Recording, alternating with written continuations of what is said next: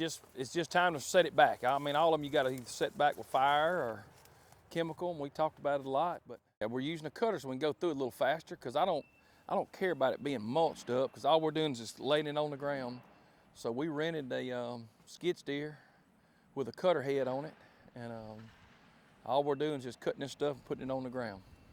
I mean, this was a great thicket for years, Brent. You remember them? I mean, those deer would bail out of here and they could stage in here and they'd go straight out to that food plot. But it's just gotten down. Now the trails are still here, but they're not, they don't feel the security of bedding. And so we're gonna try to get the best of both worlds. It's pretty dry. It seems like if you had grass, it would carry fire. And isn't that part of how it got away? That's right. It just didn't have enough grass.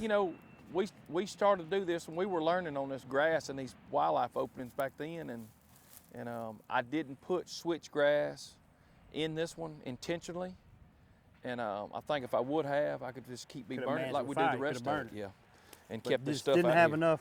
When y'all talk about that balance between grass and forbs, if you don't have enough grass, you can't keep it set back. That's right, and really, you look, you hear people talk about all the time natural regen. So let's look at this right here just for a second, Brent. So you look at natural regen. There's 4 or 5 acres right here in this block. All right, so you got cedars, you got that toothache tree, you got all this stuff which we call devil's walking stick, same thing. But you look and you see the little Indians used to use it for different kind of medications. But I can see you got an oak here. You got an oak over there. I mean, it's hardly no oak at all. Yeah. So there's one oak. What, 5 oak and 5 acres? Got cedars. Yeah. And a lot of Hercules and club. this was hardwood timber.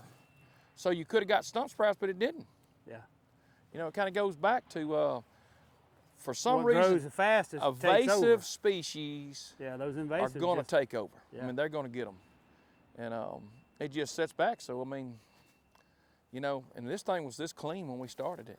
And the cedars give you that indication that it's a drier site. Higher ground. That's why I intentionally put it here on purpose, because it was higher. And what we're gonna do is kind of let it grow back up and restart it, and we'll kind of get ahead of it. Now that we know what's gonna come back, we'll know how to treat it. So we'll get Mitt to get us a chemical application. And once we get it on the ground, let it start coming back, we'll treat it and kill the woody stuff and let all the grasses go.